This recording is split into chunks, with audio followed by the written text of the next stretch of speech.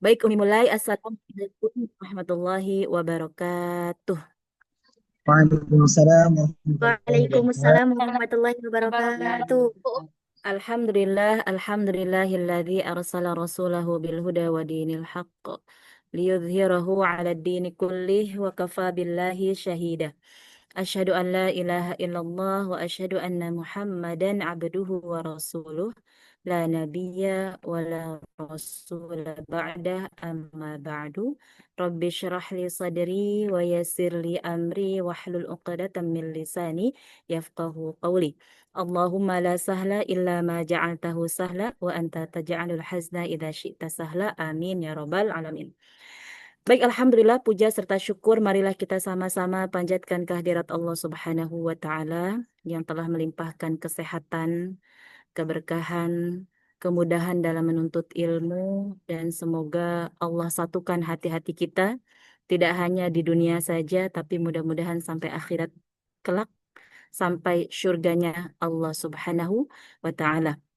Pertemuan kita di sini semoga juga menjadi wasilah Allah berikan keberkahan dan juga kebahagiaan pada kehidupan kita baik di dunia maupun di akhirat, karena kita bertemu wasilah Al-Quran ya teman-teman semua.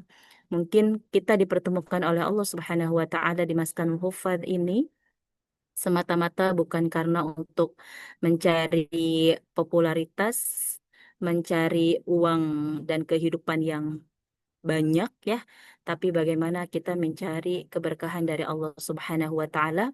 Kelak Allah akan mewujudkan dan juga merealisasikan apa-apa yang teman-teman panjatkan melalui doa-doa terbaiknya saat waktu yang terbaik, dan semoga juga pertemuan ini, kekeluargaan ini tidak hanya di Maskanul Huffaz saja.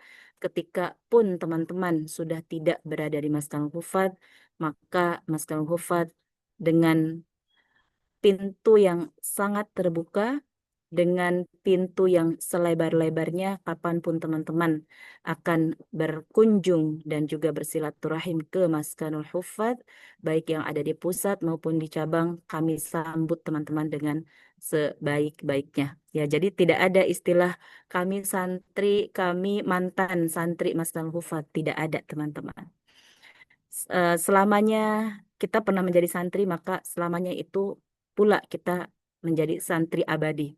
Bahkan sampai hari ini pun Umi eh, melabeli diri sendiri adalah sebagai santri Maskanul Hufad, dan juga beberapa lembaga-lembaga yang pernah Umi eh, pelajari atau Umi pernah belajar di sana, maka tempat itu adalah tempat yang penuh memberikan ilmunya, memberikan keberkahan untuk sampai hari ini. Dan juga mungkin Umi teringat kepada salah satu guru Umi, ya, guru pertama, guru Quran pertama Umi saat itu di Rumah Quran Darut Tarbiyah. Tiba-tiba teringat kepada beliau karena Masya Allah dengan perjuangan beliau, dengan semangatnya beliau, sehingga sampai hari ini, mungkin ini juga wasilah ya, wasilah Maskanul Hufat sampai hari ini ada karena dulu kami terinspirasi oleh sosok beliau yang sangat luar biasa semangatnya dalam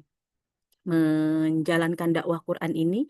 Meskipun tantangannya luar biasa, tapi alhamdulillah sampai hari ini lulusan-lulusan dari rumah Quran yang pernah kami tinggali itu sampai hari ini tetap ada, dan juga alumni-alumninya tersebar di berbagai pelosok belahan dunia maupun di Indonesia. Termasuk salah satunya adalah Umi Nila juga ya. Umi Nila juga adalah salah satu alumni yang sama-sama kami dulu pernah belajar di Rumah Quran Darut Tarbiyah Depok, dan juga Rumah Quran Darut Tarbiyah Pasar Minggu atau Jakarta Selatan. Dan alhamdulillah, mudah-mudahan nanti pun teman-teman ketika ditempatkan, mungkin saat ini berada di Masjid Hufat, kemudian setelah itu mungkin akan diamanahkan di tempat-tempat yang membutuhkan, namun tempat kembali teman-teman adalah kepada Maskanul Huffaz ya. Ketika teman-teman ingin berkunjung kembali, ingin merasakan suasana ataupun bernostalgia maka Masnul Hufad membuka pintu yang selebar-lebarnya untuk teman-teman ketika ingin berkunjung ataupun bersilaturahim kembali.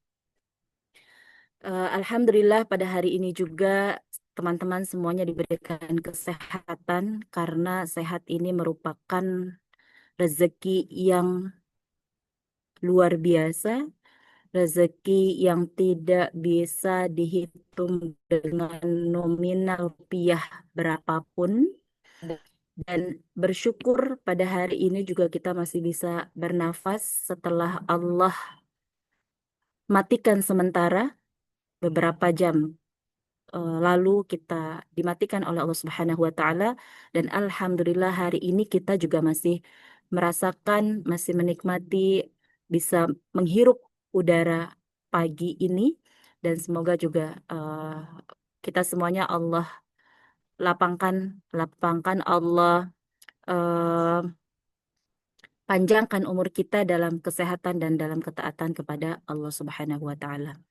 Teman-teman, di luar sana, kalau kemarin Umi sempat bertakziah kepada salah satu alumni dari Masan Hufad yang ayahnya baru saja meninggal, dari beliau dan keluarga menyampaikan bahwa saat ini di rumah sakit sangat sangat sangat sangat penuh sekali dengan pasien yang banyak dari berbagai penyakit yang ada di rumah sakit, teman-teman. Jadi dari keluarganya menyampaikan bahwa di saat ayahnya sedang kritis, beliau membutuhkan ambulan, namun qadarullah sangat sulit sekali karena dari semua rumah sakit itu penuh, teman-teman. Kemudian akhirnya beliau mencari kembali berikhtiar dan alhamdulillah beliau mendapatkan ambulan yang bisa membawa jasad ayah, membawa pasien atau membawa ayahnya untuk ke salah satu rumah sakit untuk di untuk segera diberikan tindakan. Namun qadarullah dari beberapa rumah sakit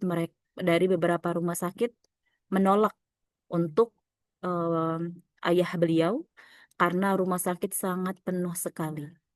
Dalam kondisi yang kritis dan juga tidak langsung ditindaklanjuti oleh, tidak ditangani langsung oleh dokter, akhirnya beberapa jam setelah itu alhamdulillah ada orang baik yang memperbolehkan atau yang mengizinkan ayah tersebut untuk ditangani dan lain sebagainya. Namun qadarullah 1,5 jam setelah ditangani, qadarullah beliau meninggal. Ini membuktikan bahwa kalau kita melihat teman-teman bahwasanya sehat ini Masya Allah nikmat yang mungkin banyak orang tidak sadari. Di luar sana banyak sekali orang-orang yang membutuhkan kesehatan. Kalau misalnya ada seseorang yang memilih antara uang 10 miliar dengan sehat lahir batinnya, sehat misalnya sehat mulutnya saja tidak sariawan misalnya, itu pasti teman-teman memilih untuk sehat ya. Kemudian teman-teman mungkin ada orang yang memberikan pilihan mau uang 1 miliar ataupun ginjalnya diambil misalnya. Mau yang mana teman-teman? Ya, atau jantungnya diambil misalnya. Mau yang mana? Mau diambil ginjalnya atau jantungnya kemudian kita patung biar atau dan sebagainya. Ya. Jadi ini membuktikan bahwasanya sehat ini Masya Allah luar biasa nikmatnya di saat orang-orang yang memiliki uang banyak, memiliki limpahan rupiah, namun mereka terkendala dengan kesehatannya. Namun pada hari ini Alhamdulillah kita semuanya diberikan kesehatan, Allah berikan udara yang segar untuk kita hirup. Dengan oksigen ini juga kita bisa hidup sampai hari ini, bisa menghirup oksigen dengan baik. Ya, jadi tetap bersyukur kepada Allah Subhanahu wa taala dengan semua nikmatnya, dengan semua kesempatannya. Karena tadi ya kembali lagi kepada ayah dari salah satu alumni tersebut, akhirnya kenapa beliau bisa meninggal? Wasilahnya adalah karena kurangnya atau karena lambatnya dalam penanganan. Ya, sehingga beliau kritis dan dinyatakan meninggal dengan secepat itu. Padahal di pagi harinya beliau sehat, beliau bisa makan dan lain sebagainya. Kemudian setelah itu siangnya ngedrop dan lain sebagainya dan malam harinya Allah wafatkan. Kemudian juga ini mengingatkan juga kepada kita bahwa pada 2 hari lalu juga eh, salah satu salah satu donatur ya dan juga orang tua asuh dari Mas Kanul Hufad yang beliau sangat baik sekali dengan Mas Kanul Hufad. Kemudian di malam hari masih sehat, masih berjualan. Namun qadarullah pada pagi harinya beliau ingin ke kamar mandi, kemudian beliau terpeleset, teman-teman, ya, dan akhirnya beliau terbentur di bagian kepalanya sehingga beliau harus dioperasi dengan secepat itu. Dan tetangga-tetangganya menyampaikan, ah semalam saya baru melihat Bapak itu. Mungkin para ustadzah-ustadzah juga yang di pusat, beberapa orang menyampaikan, saya kemarin masih melihat beliau. Namun qadarullah, ternyata Allah berikan musibah yang begitu cepat kepada seorang hambanya, ya, sebagai bukti bahwasanya dia menerima takdir dari Allah Subhanahu wa Ta'ala dan kita bagi orang-orang yang masih diberikan kesempatan untuk sehat, untuk hidup, maka maksimalkan waktu ini dengan sebaik mungkin dalam berbuat kebaikan dan juga keistiqomahan kepada Allah Subhanahu wa Ta'ala. Karena akhir dari hayat kita adalah sesuai dengan kebiasaannya. Kalau terbiasa teman-teman murojaah ya atau bersama Al-Quran, maka tidak jauh-jauh wafatnya nanti kelak Allah wafatkan tidak jauh dari kebiasaan teman-teman.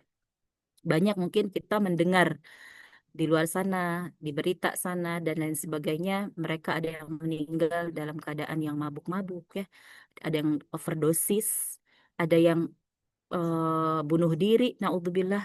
Tapi ada juga kita juga melihat bagaimana orang-orang yang Allah wafatkan dalam keadaan tersenyum, dalam keadaan yang baik, dikelilingi oleh orang-orang baik. Bahkan dulu ada juga salah satu guru Umi, teman-teman, guru tahsin, dulu waktu di rumah tajwid di daerah Depok, beliau meninggalnya setelah mengajarkan tahsin. Karena kebiasaan beliau adalah setiap harinya mengajarkan tahsin, mengajarkan tahfidz, dan beliau berdoa kepada Allah, ya Allah wafatkan beliau dalam kondisi sedang mengajar Al-Quran. Ya, dan alhamdulillah Allah kabulkan itu teman-teman. Pagi harinya masih sehat, masih bisa bersarapan, kemudian mengajar tahsin di halakohnya. Namun qadarullah setelah itu Allah wafatkan dengan secepat itu. Padahal awalnya beliau sehat-sehat saja, baik-baik saja gitu ya. Subhanallah. Jadi jangan terlalu terlena dengan kehidupan kita, waktu cepat berlalu, hari demi hari cepat berlalu, waktu demi waktu cepat berlalu, dan jangan sampai ada kesan bahwa untuk teman-teman para penghafal Al-Quran khususnya di Masjid Hufad, wisuda tahfidz 30 juz itu adalah bukan bukan akhir dari segalanya. Ya, hafalan 30 juz yang sudah disetorkan kepada asatidz wal ustadzat ataupun mungkin ada juga di antara teman-teman yang menyetorkan kepada syekh dan juga syekhah itu bukan dari akhir segalanya. Setelah itu bagaimana teman-teman juga memiliki kewajiban ya, memiliki tugas yang lebih besar daripada itu bagaimana Quran itu juga tetap dijaga, Quran itu tetap dibaca dan juga Quran itu tetap dipelajari. Salah satu hikmah kenapa Allah menciptakan rasa lupa kepada seorang hambanya, mungkin banyak orang yang mengeluh akan rasa lupa yang begitu cepat terhadap Al-Quran. Ya, dan dia tidak menyadari bahwa dengan sifat lupa itu ternyata banyak hikmahnya. Kenapa? Karena jika bayangkan oleh teman-teman, jika rasa lupa itu tidak ada dalam diri kita, mungkin kita menjadi orang yang paling sombong sedunia. Kenapa? Karena setelah satu ayat dihafal, kemudian mungkin teman-teman setelah itu tidak lupa lagi, maka tidak akan diulang lagi. Atau mungkin yang sudah pernah tasmi 5 juz, 10 juz, 30 juz, wah dia merasa bahwasanya saya sudah selesai nih, sudah tasmi 30 juz, sudah tasmi 5 juz, sudah tasmi 10 juz misalnya. Tapi kemudian setelah itu Allah tidak berikan rasa lupa kepada kita, maka apakah kita akan kembali mengulang Qur'annya? Kita akan kembali membuka mushafnya? Rasa-rasanya itu agak mustahil ya teman-teman. Karena merasa tidak ada satu ayat pun, tidak ada satu huruf pun yang dia lupa sehingga tidak mengulangnya kembali. Karena pada dasarnya prinsip dari Al-Quran adalah semakin dia dibaca, semakin dia diulang, maka semakin dia lancar.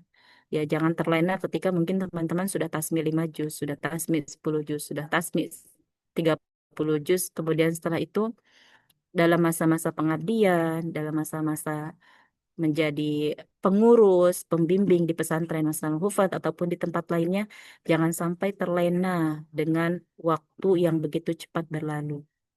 Namun kita muhasabah diri. Oktober sudah berlalu ya, sebentar lagi Oktober selesai. Sudah sampai mana Al-Qur'annya yang teman-teman baca? Sudah sampai mana murojaah yang mungkin menjadi murojaah, target murojaah di bulan itu sudah sampai mana? Apakah sudah sesuai dengan targetkah ataupun sebaliknya?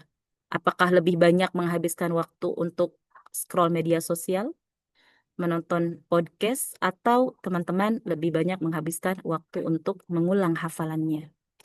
Kalau saja teman-teman bisa mengorbankan waktunya untuk scroll media sosial, tapi mengapa tidak memprioritaskan Al-Quran dalam kehidupan teman-teman? Katanya, konon katanya teman-teman sudah menyetorkan hanya tipu ya. Namun tugas kita tidak hanya sampai di situ, teman-teman. Bagaimana dari Ustazah Yuli dan teman-teman dan tim juga membuat program agar teman-teman juga tidak terlena dengan waktu yang begitu cepat berlalu, namun Al-Qur'annya stuck masih di situ.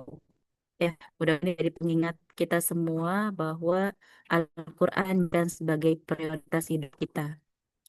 Adapun aktivitas-aktivitas lainnya itu sebagai penunjang, sebagai booster untuk menjalani kehidupan ini. Namun jadikan Al-Quran adalah sebagai pondasi, sebagai prioritas. Dalam hidup itu kita ada prioritas, teman-teman. Ya, prioritas kita saat ini adalah bagaimana teman-teman bisa upgrade diri, teman-teman bisa menjalankan tugas dan amanahnya sesuai dengan yang sudah diterima kepada teman-teman. Dan yang paling penting dari itu adalah teman-teman prioritas yang paling utama adalah bagaimana menjaga Quran yang pernah ada dalam hati, sanubari, lisan, dan pikiran teman-teman. Jangan sampai itu hanya sebagai kenangan saja. Itu dulu saya pernah menyetorkan hafalan 30 juz. Tapi sekarang nggak tahu kemana misalnya ya. Mudah-mudahan itu tidak terjadi kepada para pembimbing di Maskanul Huffaz. Mudah-mudahan Allah jaga hafalannya, Allah jaga keikhlasannya, Allah jaga ketulusannya, dan juga Allah jaga keistiqamahannya. Amin ya Rabbal Alamin.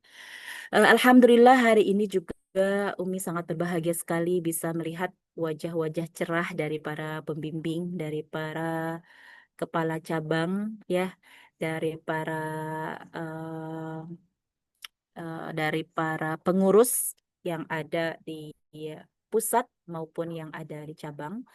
Insya Allah pada hari ini materinya adalah tentang salimul akidah ya, tentang akidah yang benar, akidah yang lurus, akidah yang kokoh ya, yang mungkin ini sebenarnya hanya reminder saja, hanya mengingatkan kembali karena pada dasarnya adalah kita dilahirkan oleh Allah Subhanahu wa taala semuanya dalam keadaan yang fitrah. Baik itu seorang muslim, non-muslim, ya, agama lainnya pada dasarnya adalah mereka mengakui bahwasanya akidah mereka adalah akidah mereka mengakui bahwasanya keesaan Allah Subhanahu wa taala. Bertauhid kepada Allah Subhanahu wa taala. Kenapa? Karena ketika di dalam rahim itu sudah saling berakad kepada Allah Subhanahu wa taala. Dalam surah Al dalam surah sebentar, dalam salah satu surah dalam Al-Qur'an, surah Alastu bi rabbikum qalu bala syahidna, Al-A'raf ya. Dalam surah Al-A'raf disebutkan bahwasanya alastu bi rabbikum qalu bala syahidna ya. Jadi kita sudah berakad kepada Allah sejak kita di dalam rahim, teman-teman. Sejak dalam rahim, semua bayi yang dilahirkan itu dalam keadaan fitrah, namun orang tuanya lah yang menjadikan dia tetap Islam atau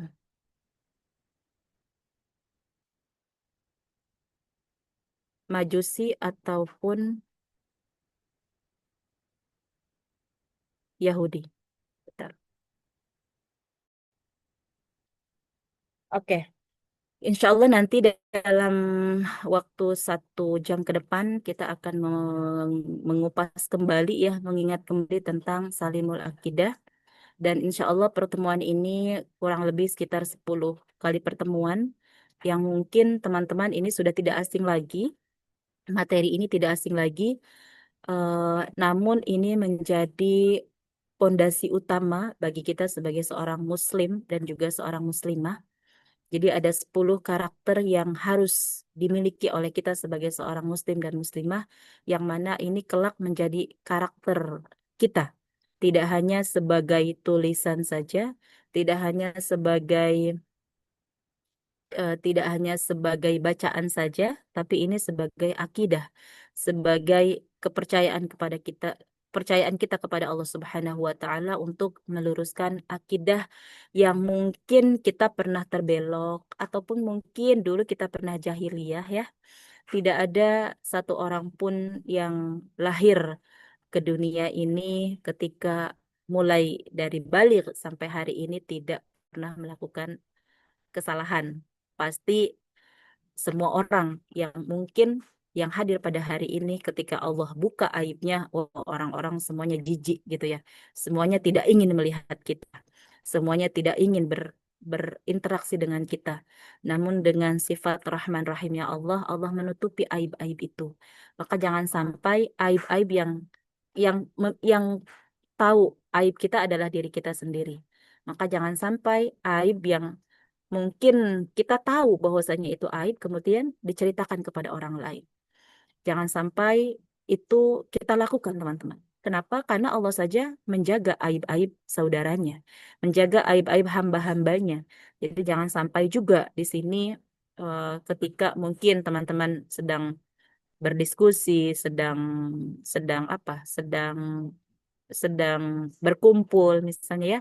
Kemudian mengumbar aib seseorang dengan niatan ingin menjatuhkan seseorang misalnya, naudzubillah ya. Tapi kalau sekiranya niatnya adalah untuk memperbaikinya, kemudian juga tidak mempermalukan di depan banyak orang ya, itu adalah sesuatu yang diperbolehkan.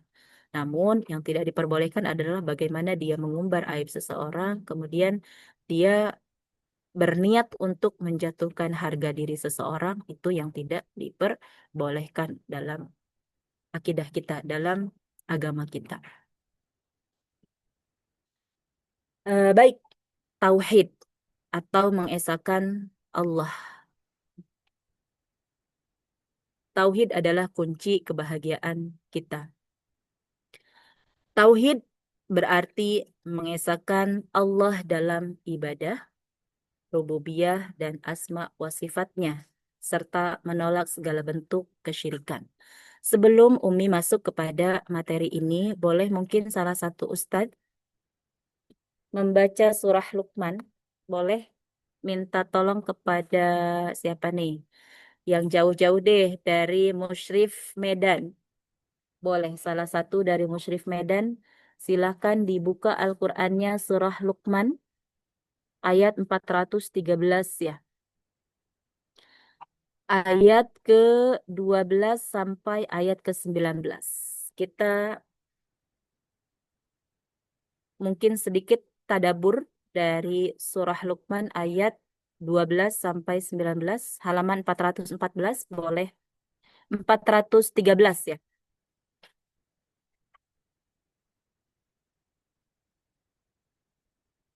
Boleh dibacakan?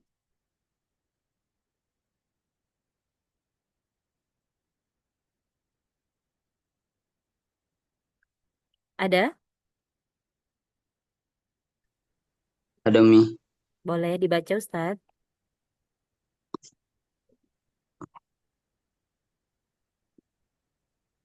Apa Mi? Ayat berapa Mi? Ayat 12 sampai 19. Yang lainnya boleh menyimak ya.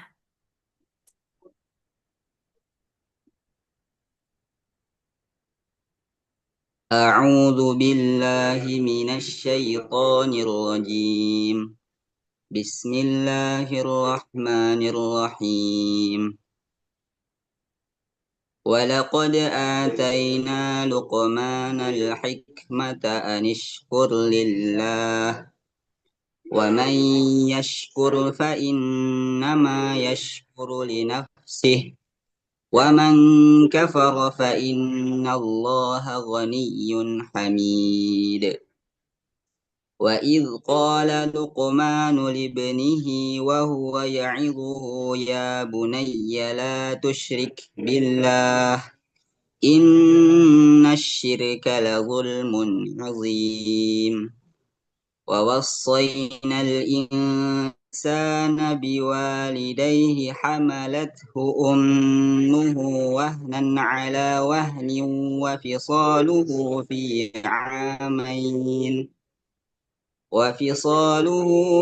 عامين أن اشكر لي ولوالديك إلي المصير. وإن جاهداك على أن تشرك بي ما ليس لك به علم فلا تطعهما وصاحبهما في الدنيا معروفا واتبع سبيل من أناب إلي ثم إلي مرجعكم فأنبئكم بما كنتم تعملون. يا بني إنها إن تك مثقال حبة من خردل فتكن في صخرة فتكن في صخرة أو في السماوات أو في الأرض يأت بها الله إن الله لطيف خبير. يا بني أقم الصلاة وأمر بالمعروف وانه عن المنكر واصبر على ما أصابك إن ذلك من عزم الأمور. ولا تصعر خدك للناس ولا تمش في الأرض مرحا إن الله لا يحب كل مختال فخور. وقصد في مشيك واغضض من صوتك وقصد وقصد في مشيك واغضض من صوتك إن أنكر الأصوات لصوت الحمير. صدق Baik. الله العظيم. Baik, jazakallah khairan katsir. Dengan Ustadz siapa namanya? Diki Mi. Ustadz Diki. Ya Mi. Halo, Ustadz Diki. Ya Mi. Oh, Masya Allah, bacaannya bagus, luar biasa. Masya Allah, tabarakallah. Fasih Syukur. bacaannya, Masya Allah, enak juga didengarnya ya. Masya Allah, tabarakallah. Semoga ini menjadi salah satu musyrif favoritnya santri-santri juga nih ya. Ya, Bi. Betul, Bi? Baik, Alhamdulillah nanti mungkin yang lainnya juga secara bergantian ya. Baik, pada tadi barusan kita sama-sama mendengarkan bacaan dari Ustadz Diki yang membaca surah Luqman ayat 12 sampai ayat 19.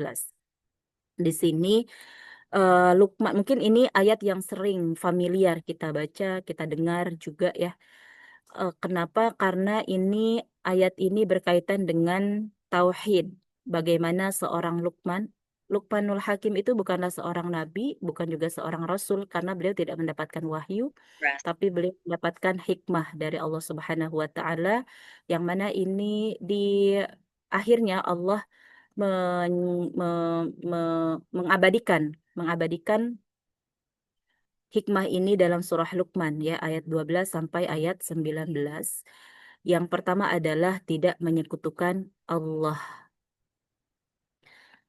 Ini mungkin nanti teman-teman juga untuk bekal ketika memiliki seorang anak ya atau saat ini asatidz dan ustadzat memiliki binaan, memiliki santri-santri yang saat ini sedang belajar di Masjidil Hufad, maka nanti ada macam-macam tauhid dan juga bagaimana penyelewengan yang mungkin pernah kita saksikan secara langsung ataupun secara tidak langsung ya.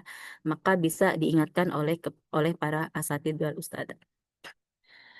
Tadi dalam ayat 12 sampai ayat 19 Allah mengingatkan, mengabadikan dalam surah ini pertama adalah tidak boleh menyekutukan Allah, kemudian juga bagaimana kita berbakti kepada kedua orang tua ya.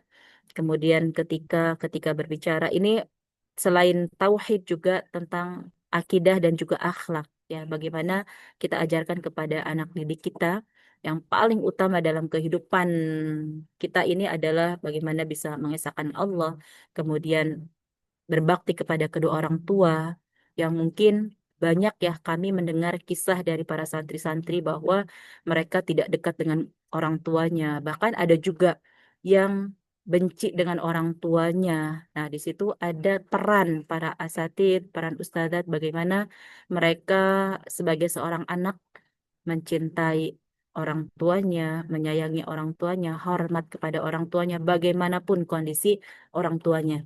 Bahkan orang tuanya yang tidak Muslim pun ya, atau orang tuanya mungkin yang tidak melaksanakan sholat misalnya, sholat hanya di bulan Ramadan saja misalnya, atau sholat yang hanya di Idul Fitri saja misalnya setahun sekali dan lain sebagainya, itu tetap harus kita hormati, harus kita berbakti kepada mereka ya.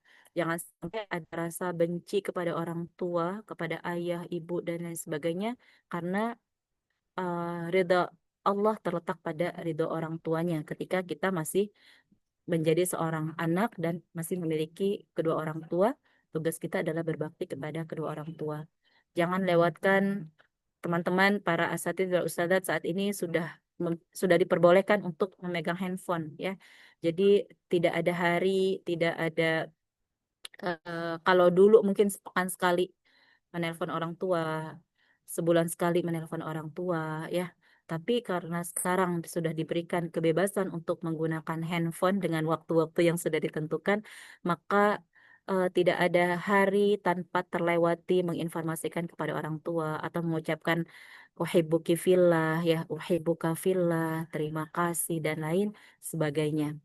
Begitupun kepada kita ajarkan juga kepada santri-santri kita bahwa eh, tidak hanya mungkin ketika di hari libur mereka menelpon temannya, saudaranya, tapi orang tuanya lupa misalnya, itu juga harus diingatkan ya. Karena dulu kami juga miris sekali ada santri yang dia itu sangat membenci orang tuanya. Ada juga teman-teman, karena orang tuanya begini, begini, begini. Akhirnya Umi panggil, Umi tanya kenapa dan lain sebagainya. Dan alhamdulillah sampai hari ini beliau sampai hari ini alhamdulillah bisa bersatu dengan orang tuanya dan berhubungan baik bersama orang tuanya ya. Kemudian ketika di ayat ini juga mendirikan sholat, amar ma'ruf nahi mungkar, ini juga banyak ya ketika kita mau melibatkan atau ingin mengaplikasikan ayat ini dalam kehidupan sehari-hari yang dimana tugas para asatidz dan ustadzat adalah amar ma'ruf nahi mungkar ya. Kemudian juga ketika berjalan tidak boleh sombong ya. Ini mungkin juga ketika kita mengaitkan dalam kehidupan sehari-hari yang di mana teman-teman bergabung dengan masyarakat setempat yang mungkin notabene mereka tidak semuanya pernah belajar di pesantren. Ada tetangga yang mungkin biasa saja yang respect dengan kita, ada juga yang tidak respect dengan kita.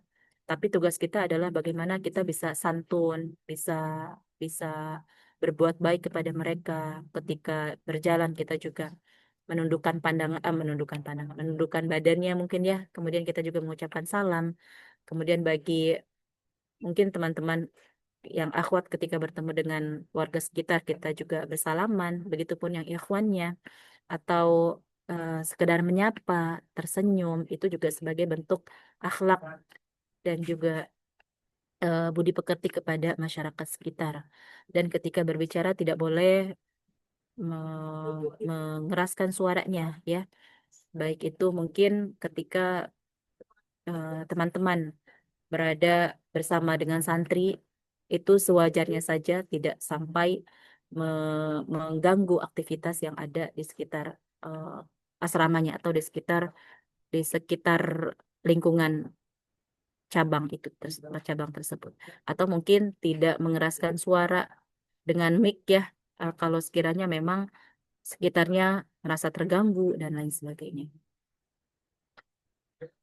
Baik, tadi tauhid adalah mengesahkan Allah Subhanahu wa taala ya dalam ibadahnya, dalam rububiyahnya, dalam asma wa sifatnya serta menolak segala bentuk kesyirikan. Dan tadi dalam ayat ke-12 itu Luqman mengingatkan kepada anak-anaknya atau juga mungkin para ustadzat mengingatkan kepada santri-santrinya yang paling utama adalah dia tidak mensyirikan atau tidak musyrik, tidak menyekutukan Allah dengan siapapun ya. Tidak berharap kepada siapapun hanya kepada Allah Subhanahu wa taala. Macam-macam tauhid, yang pertama adalah tauhid rububiyah yang mana tauhid rububiyah ini adalah meyakini Allah satu-satunya sang pencipta dan juga pengatur alam semesta. Kemudian yang kedua adalah tauhid uluhiyah, yang mana tauhid uluhiyah ini adalah beribadah hanya kepada Allah Subhanahu wa taala. Dan yang ketiga adalah tauhid asma wa sifat, menetapkan nama dan sifat Allah tanpa menyerupakan dengan makhluk lainnya. Seperti dalam surah Al-Fatihah ya. Dalam surah Al-Fatihah, Bismillahirrahmanirrahim. Kita mengakui bahwasanya Allah Maha Pengasih, Allah Maha Penyayang, Allah Allah Maha Iya karena abudu wa iyyaka nasta'in. Kita mengakui bahwasanya tempat yang patut untuk disembah atau Allah adalah tempat yang patut kita sembah. Kemudian iya karena abudu tempat apa iya karena abudu wa iya karena stain kita meminta pertolongan juga hanya kepada Allah Subhanahu wa taala. Bayangkan jika tauhid ini tidak menjadi prioritas hidup kita ketika kita memiliki masalah, ketika Allah berikan ujian, maka kita mau lari kemana, teman-teman? Kita mau mencari solusi kepada siapa kalau tauhid itu tidak tertanam dari eh, diri kita. Mungkin di luar sana banyak orang-orang yang mencari kebahagiaan dengan caranya masing-masing. Halo, cek-cek, apakah suara Umi masih jelas? Jelas Umi, Alhamdulillah. Jelas Baik, Umi. ya. Teman-teman, ini kita sedikit merenung ya. Eh, Orang-orang di luar sana mereka bingung mencari kebahagiaan ya dengan berbagai cara. Mungkin ada yang mencari cara supaya dia bisa bahagia dengan menggunakan obat-obat terlarang. Ada juga mungkin yang eh, sebentar ini yang share screen Ustadz siapa? Ustadz Wisnu ya? Oke, oke. Baik, nanti ya Ustaz. Oke. Ya, jadi kita alhamdulillah diberikan kemudahan untuk menemukan kebahagiaan itu dengan cara ala bidzikrillahi tatmainnul qulub ya. Dengan berzikir kepada Allah maka itu bisa menenteramkan hati. Orang-orang di luar sana bingung mencari ketentraman hati itu bagaimana? Mencari kebahagiaan itu seperti apa? Mereka rela mengorbankan tenaganya, pikirannya, uangnya untuk mencari kebahagiaan yang mereka mungkin belum pernah dapatkan. Tapi untuk kita sebagai seorang muslim, cara mencari kebahagiaan yaitu dengan cara be- be- em, dekati Allah, kemudian zikir kepada Allah. Ala bidzikrillahi tatmainnul qulub ya, dengan berzikir, dengan banyak mengingat nama Allah, maka hati itu akan menjadi tenang, akan menjadi tentram, akan bahagia. Tapi teman-teman jangan kaget ketika di luar sana mereka sulit untuk mencari kebahagiaan karena yang mungkin mereka belum mendapatkan hidayah untuk untuk dekat kepada Allah dan lain sebagainya. Next. Hmm, baik, ini bahaya syirik ya teman-teman. Syirik itu ada syirik akbar dan juga syirik asghar.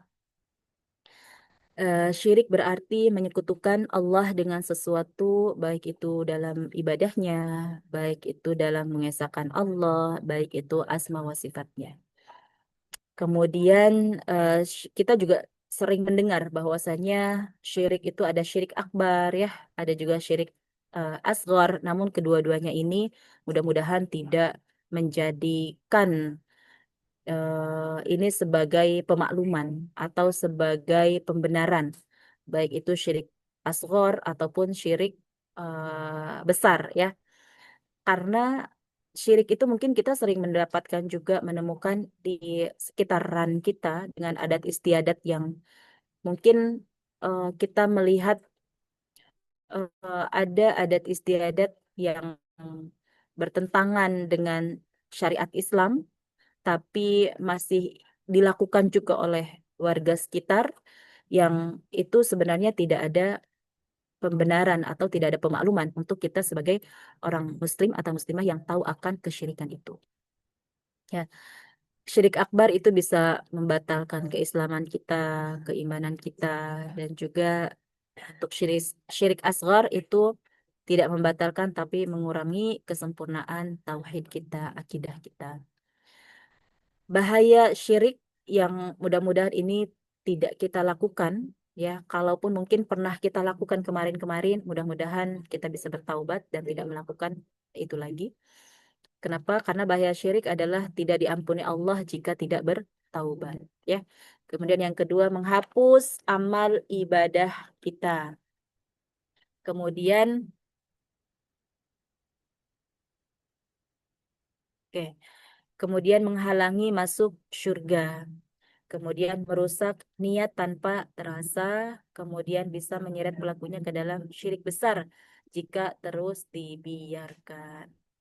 Nabi Shallallahu Alaihi Wasallam bersabda, syirik itu lebih samar daripada semut hitam di atas batu. Oh, kenapa?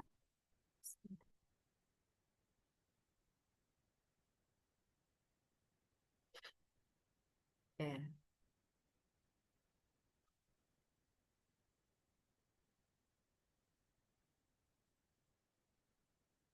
Umi ulang ya. Nabi Shallallahu Alaihi Wasallam bersabda, syirik itu lebih samar daripada semut hitam di atas batu hitam di malam yang gelap. Jadi syirik itu tidak terlihat oleh seseorang, tapi em, dirasakan oleh dirinya dan dia yang tahu akan hal itu dan hanya dia dan Allah yang mengetahui akan hal itu karena mungkin banyak orang-orang yang tidak mengetahui akan keimanan kita. Sebentar. Halo, suara Umi jelas nggak ya? Jelas Umi. Oke, oke, oke. Oke, baik. Jelas, Umi. Sebentar. Ini kok nggak ada gambar teman-teman sebentar.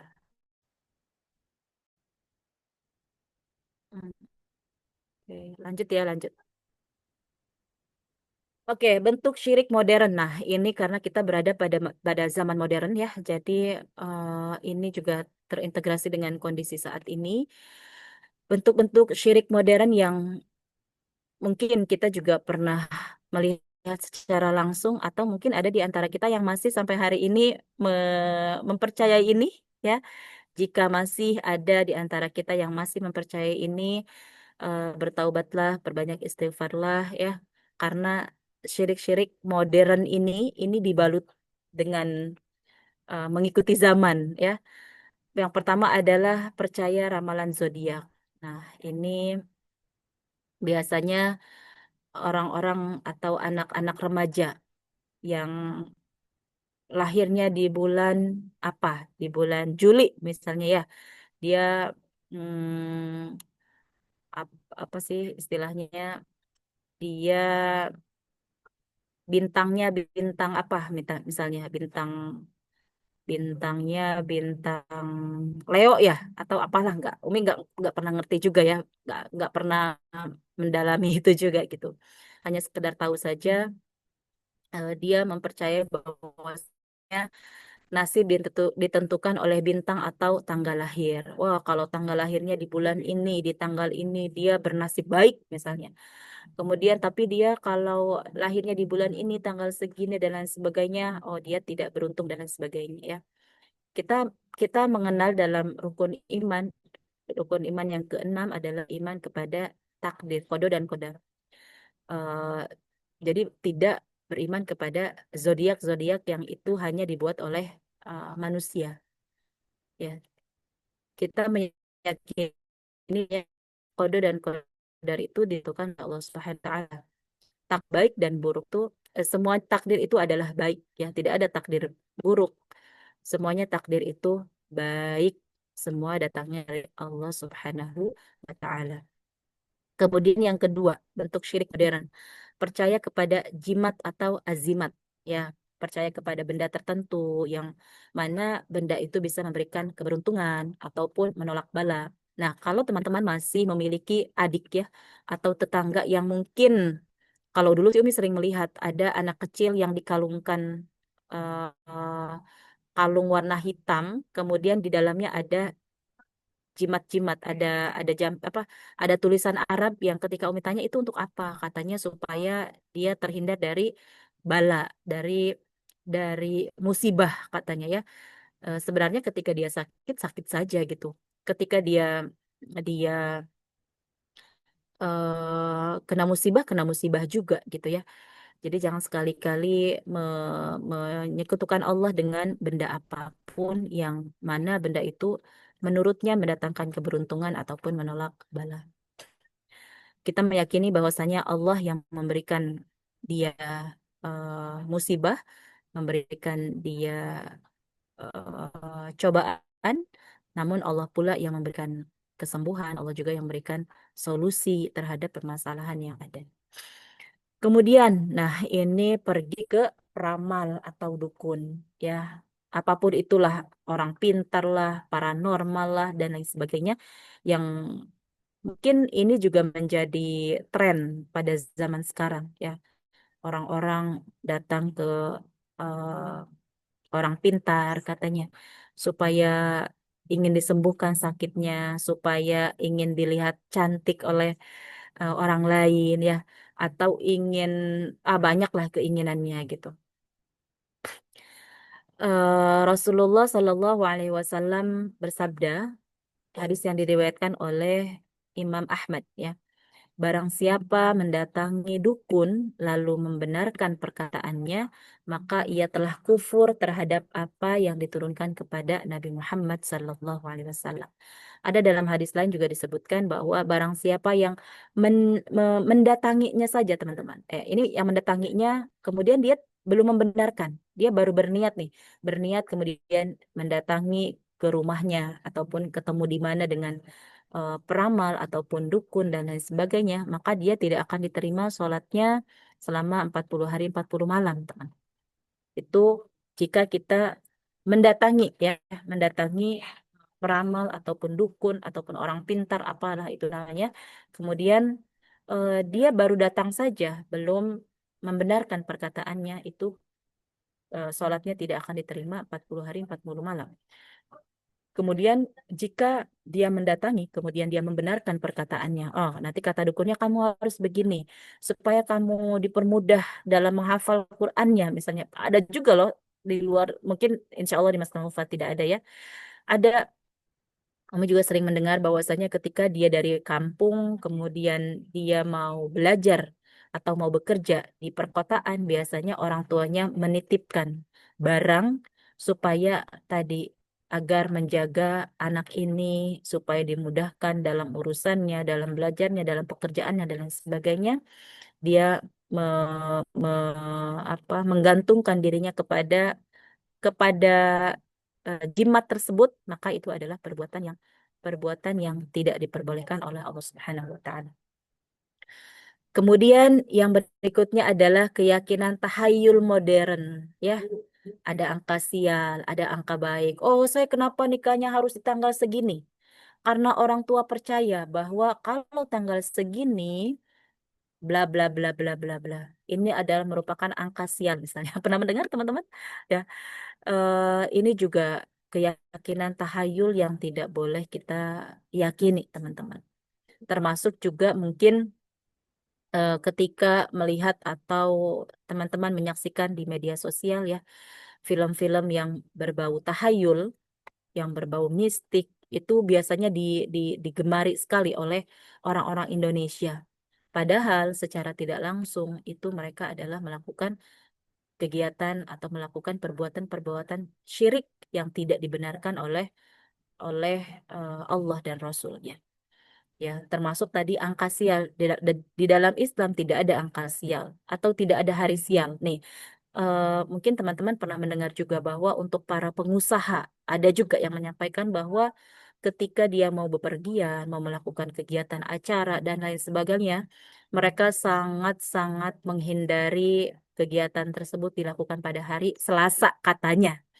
Kenapa? Karena mereka beranggapan bahwa hari Selasa itu adalah hari yang sial. Ya, naudzubillah ya. Allah ketika menciptakan segala sesuatu pasti tidak ada yang sia-sia. Tidak ada angka sial, tidak ada hari sial, tidak ada bulan sial. Yang ada semuanya baik. Takdir saja semuanya baik. Tidak ada takdir buruk ya. Semuanya takdir itu adalah baik, termasuk semua hari adalah baik. Tidak ada hari yang sial. Begitupun angka, tidak ada angka yang sial, semuanya angka baik. Angka satu sampai angka seterusnya semuanya adalah angka yang baik. Ya, jadi tadi tidak ada, nanti kalau sekiranya teman-teman mendapatkan ketika mau menikah misalnya atau mau melakukan kegiatan lainnya, kemudian orang tuanya menyampaikan gak boleh di tanggal segitu karena tanggal itu adalah tanggal sial misalnya. Teman-teman sampaikan dengan baik bahwasanya dalam Islam tidak ada istilah angka sial, hari sial, semuanya baik. Ya, ini adalah salah satu syirik yang tidak boleh kita lakukan, dan tidak hanya oleh kita saja tapi juga kita sampaikan secara baik-baik kepada orang tua kita. Ya, biasanya orang tua itu dia meyakini adat istiadat ataupun meyakini leluhurnya bahwa tanggal itu tidak boleh dilakukan kegiatan yang berbau keagamaan dan lain sebagainya. Nah, bagaimana cara menguatkan iman kita ya agar iman ini kokoh, iman ini tidak goyah? Ya, pertama adalah membaca dan juga mengamalkan Al-Quran. Sebagaimana teman-teman sudah diamanahi itu kepada diri teman-teman, maka baca kembali, amalkan kembali, pelajari kembali, tadaburi kembali. Tidak hanya sekedar Al-Quran itu tidak hanya sekedar pajangan di rumah-rumah teman-teman, di rumah keluarga teman-teman. Ya, karena dalam hadis Rasulullah disebutkan bahwa eh, jika rumah tidak dibacakan Al-Quran maka itu seperti kuburan ya, sangat sepi, sangat gelap, sangat sangat eh, sangat menyeramkan dan lain sebagainya ya, karena rumahnya tidak dibacakan oleh Al-Quran. Kemudian yang kedua adalah mengenal Allah lebih dekat ya. Umi yakin bahwasanya insya Allah teman-teman yang berada di sini dan yang baik itu yang di cabang maupun yang di pusat, insya Allah teman-teman mudah-mudahan masih istiqomah dengan sholat tahajud di sepertiga malamnya ya, itu perlu disyukuri. Kenapa? Eh, Apalagi teman-teman yang masih membersamai santri, karena belum tentu ketika teman-teman berada di luar sana, di luar eh, lembaga misalnya, atau di luar Naskah Hufat, atau tidak membersamai santri, itu masih masih istiqamah bangun di sepertiga malamnya dengan semua alasannya ya, begadang lah dan lain sebagainya, maka bersyukur kepada Allah Subhanahu wa taala yang masih terikat hatinya dengan Allah di sepertiga malamnya, bermunajat kepada Allah, menangis dengan senikmat-nikmatnya ya. Karena sejatinya adalah ketika seorang muslim memiliki sebuah persoalan, sebuah permasalahan, maka solusi terbaik adalah datangi Allah, dekati Allah, dan sujud di sepertiga malamnya, menangis sejadi-jadinya, dan minta solusi kepada Allah agar Allah memberikan solusi yang terbaik atas permasalahan yang ada. Kemudian yang ketiga adalah melaksanakan ibadah dengan ikhlas. Kenapa ini juga harus dilakukan secara ikhlas? Ibadah yang kita lakukan, kita niatkan dengan ikhlas, karena semata-mata hanya mengharapkan ridho Allah Subhanahu wa Ta'ala. Akan menjadi sia-sia ketika apa-apa yang kita lakukan, ibadah yang kita lakukan tidak didasari dengan ikhlas, maka itu akan sia-sia, teman-teman. Ya, ketika teman-teman membersamai santri, mungkin satu sesi terdiri dari 2 jam, ya, eh, menyimak hafalan santri, menyimak murojaah santri dengan waktu yang cukup lama, kemudian mungkin teman-teman juga ada rasa pegal, ada rasa lelah, ada rasa capek dan lain sebagainya. Insya Allah jika kita lakukan secara ikhlas, maka itu semuanya bernilai amal solih ya, yang akan memberatkan kebaikan, pahala kebaikan teman-teman di mata Allah Subhanahu wa Ta'ala. Diniatkan dengan mengucapkan Bismillahirrahmanirrahim, kemudian teman-teman minta kepada Allah agar apa yang dilakukan ini ikhlas, bukan semata-mata hanya ingin dilihat oleh atasan kita, jangan semata-mata hanya ingin diberikan apresiasi oleh orang-orang di sekitar kita ya, dan lain sebagainya. Kita niatkan karena Allah Subhanahu wa Ta'ala. Kemudian menjauhi maksiat dan dosa ya. Ini juga sebagai bentuk penguatan iman, atau agar kita istiqamah kepada Allah Subhanahu wa Ta'ala. Itu menjauhi maksiat dan dosa. Eh, Saat ini mungkin yang paling agak sulit dihindari adalah dengan gadget yang teman-teman miliki. Ya, sebagai seorang ahlul Quran, teman-teman sudah melabeli dirinya, melabeli ya, melabeli teman-temannya sebagai seorang ahlul Quran, di mana ahlul Quran itu kita bisa memanage waktunya, kapan kita harus uh, me- me- menjaga diri kita dari perbuatan maksiat, kapan kita harus upgrading diri, kapan kita harus eh, cerdas dalam menggunakan media sosial agar tidak terjerumus kepada kemaksiatan-kemaksiatan yang semakin jauh dari Allah Subhanahu wa Ta'ala, sehingga ketika membaca Al-Quran biasa-biasa saja, tidak ada zuk ya, tidak ada rasa misalnya dalam membaca Al-Quran dan lain sebagainya. Kemudian menyia-nyiakan waktu ya, waktu disia-siakan untuk bermain games misalnya di saat waktu-waktu luang dan lain sebagainya. Itu juga mudah-mudahan teman-teman bisa cerdas dalam menggunakan media sosial yang ada dengan teknologi yang ada. Semoga bisa juga dicerdasi ya, sesuai dengan kebutuhan kita, bukan karena keinginan saja, tapi sesuai dengan kebutuhan kita. Kemudian yang paling penting adalah bergaul dengan orang yang soleh. Ini juga yang dapat menguatkan keimanan kita. Almar'u ala dini khalilihi. Sesungguhnya agama seseorang itu tergantung pada agama temannya. Kalau teman-teman ingin melihat di sini ada Ustadz Lalu misalnya. Ustadz Lalu orangnya seperti apa? Maka lihat teman dekatnya. Atau misalnya di sini ada Ustadz Restu. Ya, Ustadz Restu ingin tahu nih, kita ingin tahu. Ustadz Restu tuh seperti apa sih orangnya. Nah, lihat teman dekatnya. Atau di sini ada juga Ustadzah Fitri misalnya ya. Ustadzah Fitri, Ustadzah kepala cabang dari Masnal Hufaz Cirende ya. Kalau teman-teman ingin tahu beliau seperti apa, ibadahnya seperti apa, eh, kemudian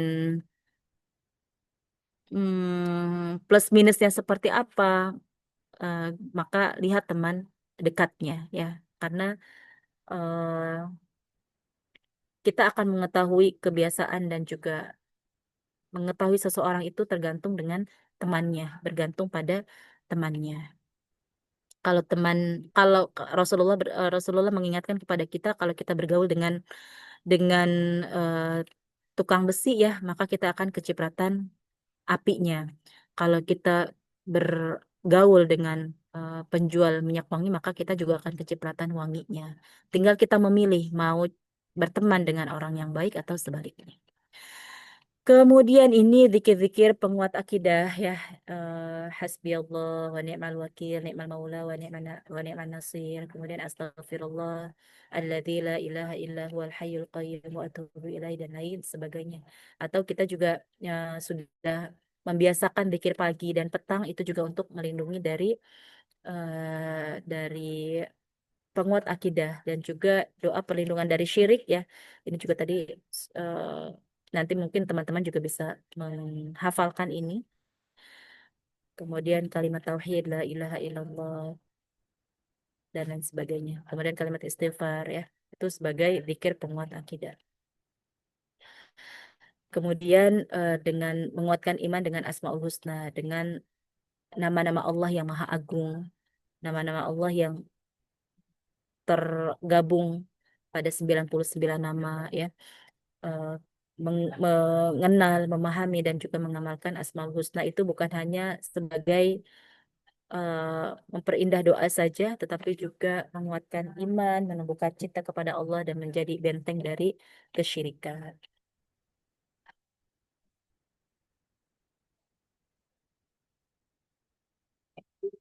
Nah, yang terakhir adalah agar dapat menguatkan iman dengan Asmaul Husna, dengan nama-nama Allah yang tadi juga dalam surah Al-Fatihah disebutkan ya.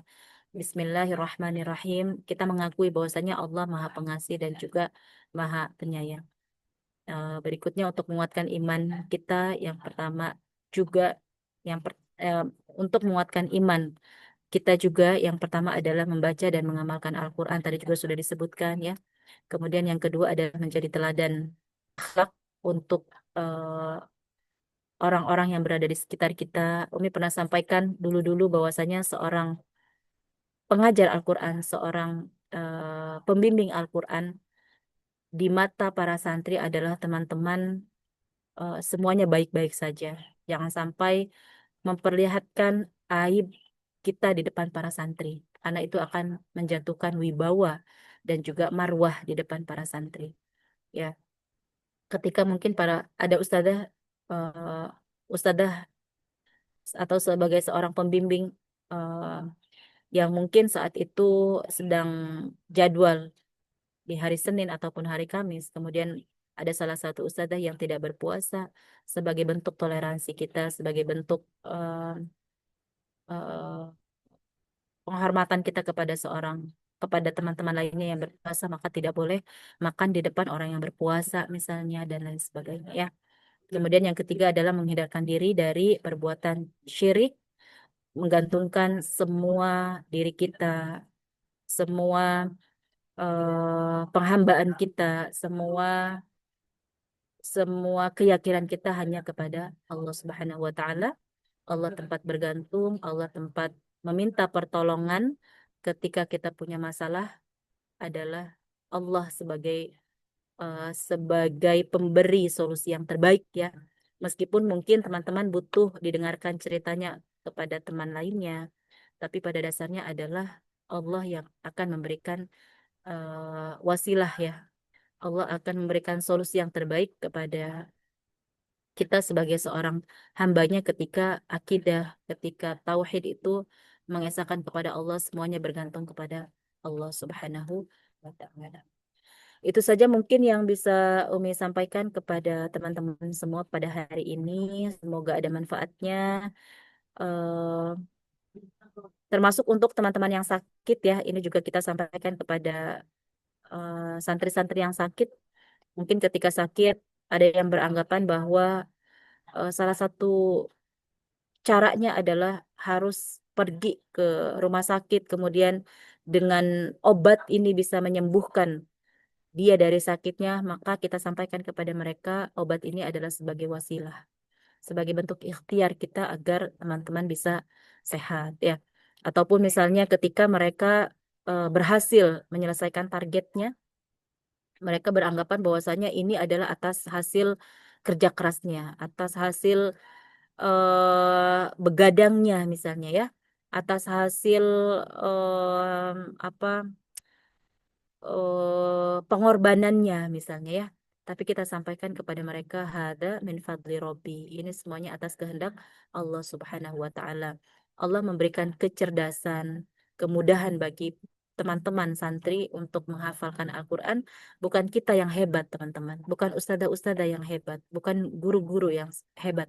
Tapi Allah yang hebat, wasilah dari para ustadzah-ustadzah ini yang menjadikan para santri ini berhasil menyelesaikan programnya dengan baik ya dan lain sebagainya.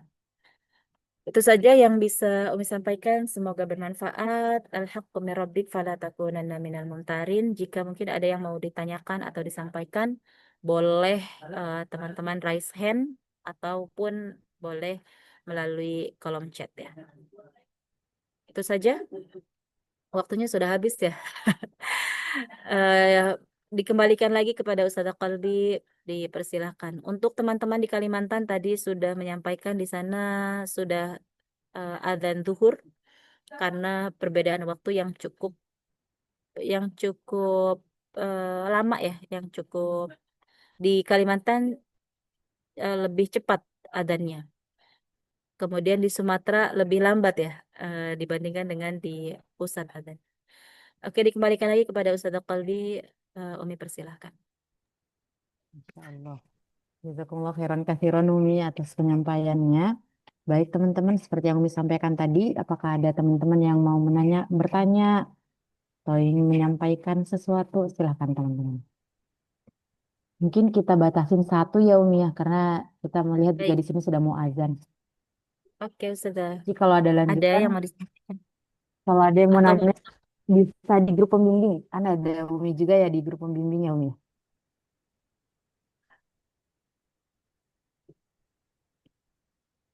ada? Atau mau bercerita?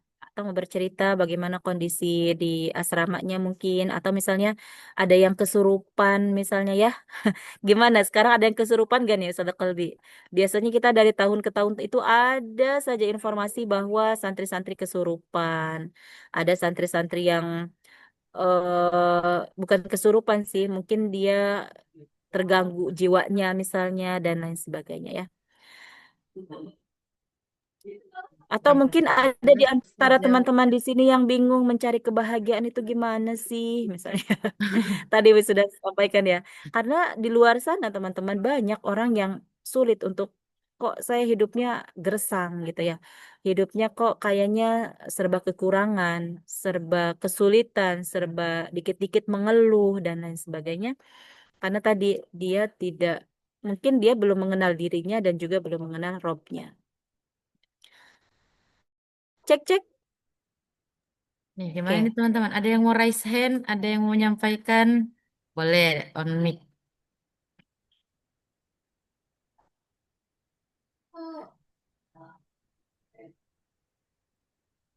Sepertinya sudah paham semua Ustazah Kolbi, mungkin boleh dicukupkan saja ya. Atau teman-teman mau mau apa? Ada yang mau disampaikan atau apa? Kalau tidak berkaitan dengan materi juga boleh. Ada teman-teman? Karena Alhamdulillah sejauh ini Umi, Kolbi juga belum ada dapat kabar Umi kalau ada yang kesurupan ya. Kalau tahun kemarin kan beberapa ya Umi ya, dari Iya, beberapa cabang. Baik, Alhamdulillah, alhamdulillah. semoga tahun ini Allah jaga ya, Allah jauhkan kita dari apa Amin. gangguan-gangguan goib ya. Amin, amin, amin. Nah, ini sebagai cerita juga ya teman-teman. Kita biasanya, mudah-mudahan ini tidak terjadi di tahun ini ya. Salah satu tantangan terbesar dari program tahfidz ya di cabangnya masing-masing. Dulu kami pernah merasakan di Mertilang itu hampir di setiap cabang pada zaman-zaman atau pada tahun-tahun kemarin itu ada saja yang kesurupan misalnya ya. Nah, itu juga sebagai bentuk penyembuhannya ya, sebagai bentuk treatmentnya itu tidak semata-mata harus diruqyah, teman-teman. Tapi yang paling penting adalah dikuatkan akidahnya. Ya, makanya mungkin kalau teman-teman pernah melihat ketika ada ini berbeda berbeda penanganan ya. Ada yang mungkin langsung diruqyah, tapi ada juga yang paling penting adalah karena kalau diruqyah khawatirnya ketika saat itu dia sembuh, tapi akidahnya dia masih belum sembuh. Tapi yang paling baik adalah bagaimana kita mengokohkan akidahnya dulu. Bahwasanya semuanya harus bergantung kepada Allah. Kemudian yang dapat menyembuhkan bukan ustadz ini, tapi yang dapat menyembuhkan ini adalah Allah dan sebagainya. Sudah ada nih. Nah, baik teman-teman karena di area Jabodetabek juga sudah azan. Mungkin kita cukupkan untuk kajian kita pada hari ini. Mungkin teman-teman, karena kita juga ada kajian, ada 9 pertemuan lagi. Nanti ketika ada kajian lagi, boleh dipersiapkan apa yang ingin disampaikan kepada Umi, seperti yang Ustazah Yuli tadi sampaikan. Ketika ada yang ingin disampaikan, ada yang ingin ditanyakan, boleh langsung ya teman-teman nanti di bulan depan. Baik, jazakumullah khairan katsiran kepada Umi atas materinya tadi. Semoga Allah